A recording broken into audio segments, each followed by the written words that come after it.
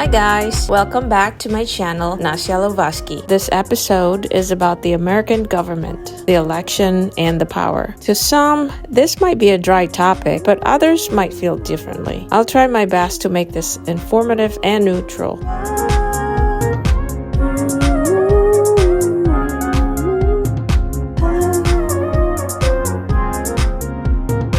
Sekarang coba kita berimajinasi sedikit.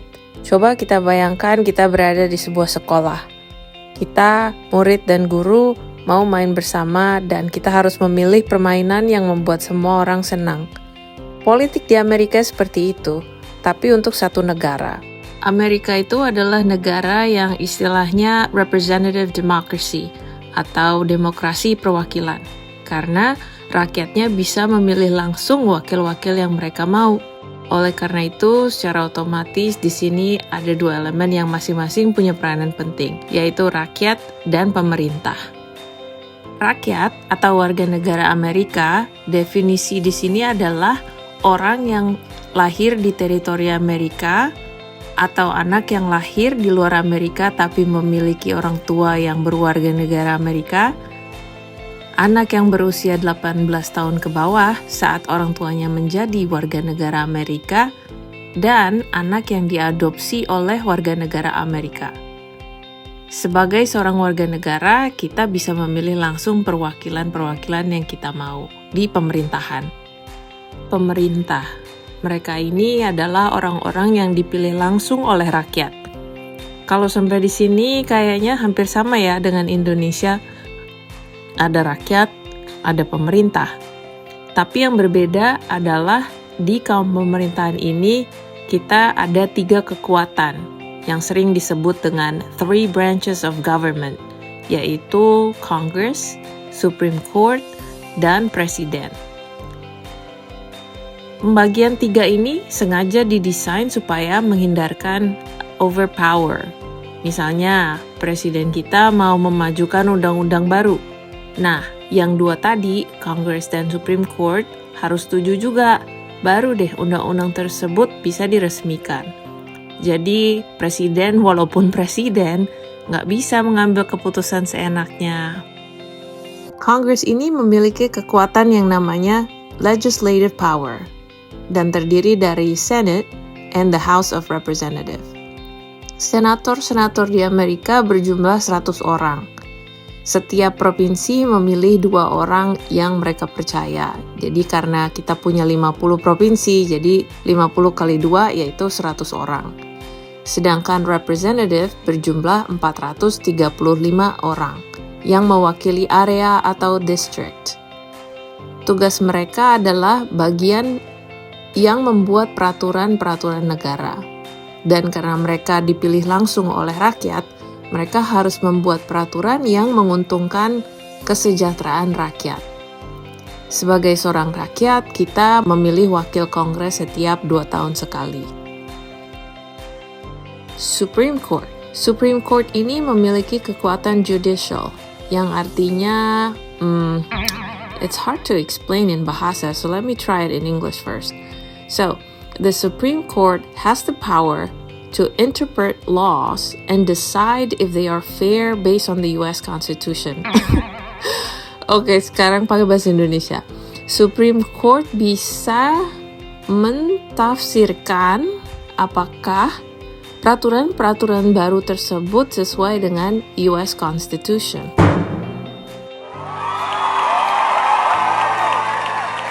US Constitution ini kalau di Indonesia seperti Undang-Undang Dasar 1945, seperti itulah kira-kira. Yang terakhir, President.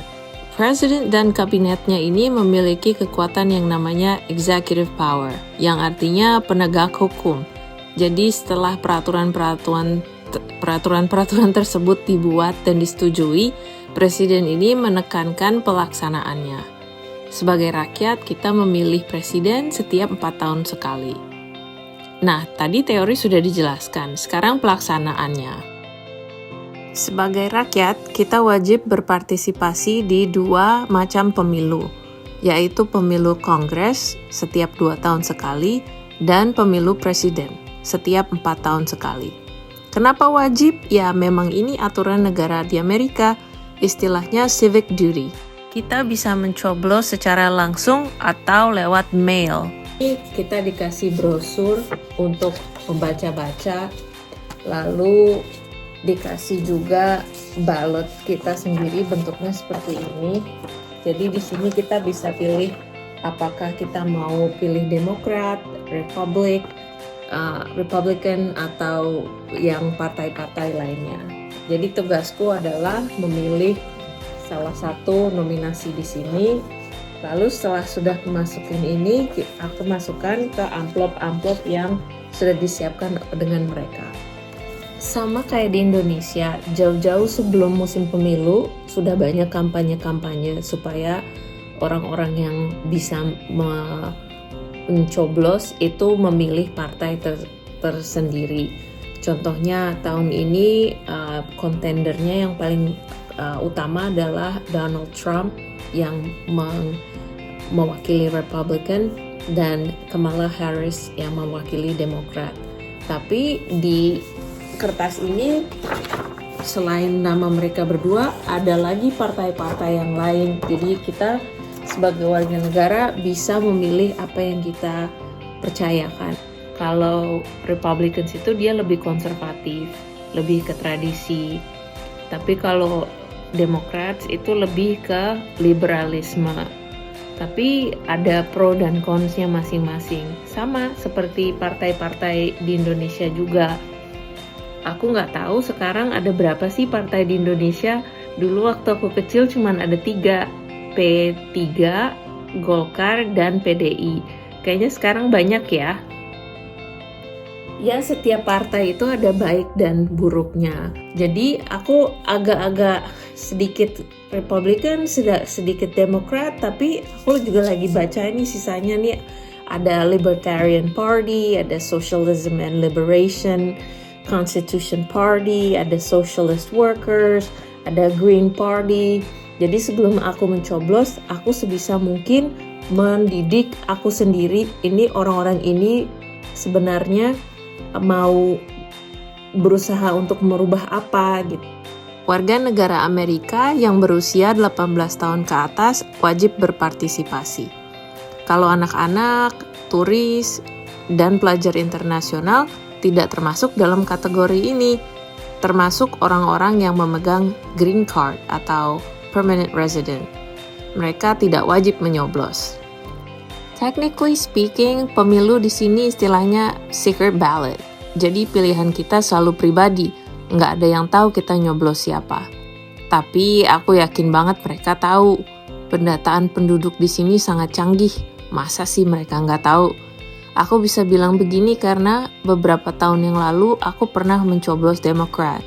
Dan sampai sekarang aku tuh sering di SMS tentang kampanye Demokrat. Coba, katanya private. Tapi dapat dari mana coba nomor telepon aku? Tadi aku cerita kalau US Constitution itu sama dengan Undang-Undang Dasar 1945. Sedihnya, di salah satu undang-undang tersebut mengatakan bahwa rakyat Amerika boleh memiliki senjata. Ini yang membuat aku sedih karena beberapa tahun belakangan banyak penembakan di sekolah-sekolah di sini. Kan serem ya? Peraturan ini memang dibuat untuk melindungi rakyat, supaya mereka bisa membela diri sendiri. Tapi pada kenyataannya, sudah banyak murid dan guru yang meninggal dunia karena ada orang yang tidak waras yang punya akses ke senjata. Jadi mau siapapun yang aku pilih, sepertinya harus dirubah dulu konstitusinya yang menurut aku sesuatu yang mustahil.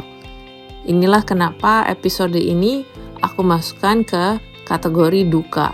Karena menurut aku keselamatan anakku itu sangat penting. Jadi siapapun yang aku pilih, kayaknya nggak ada yang bisa merubah undang-undang tersebut.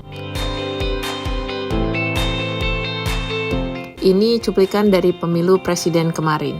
Buat yang nyoblos langsung, mereka biasa ke town hall atau ke daerah-daerah di mana mereka bisa menyoblos. Karena aku udah nyoblos lewat mail, aku sebetulnya nggak bisa nyoblos lagi secara langsung, karena itu nanti dihitungnya double. Aku sih masuk sini cuman pengen ngerekam aja. Sayangnya nggak boleh bawa kamera, nggak boleh direkam. Jadi aku nggak bisa kasih lihat gimana bentuknya area pencoblosan itu. Di Amerika, kita sengaja nggak memberikan power terlalu banyak ke seorang presiden. Kita sengaja membangun Congress to put the president in check. Kalau nggak begitu, ya berabe. Kalau kuasa presiden kita mutlak, dia bisa dong suka-suka menunjuk pemimpin, perang sana-sini, korupsi, dan yang rugi siapa? Aku dan rakyat Amerika lainnya.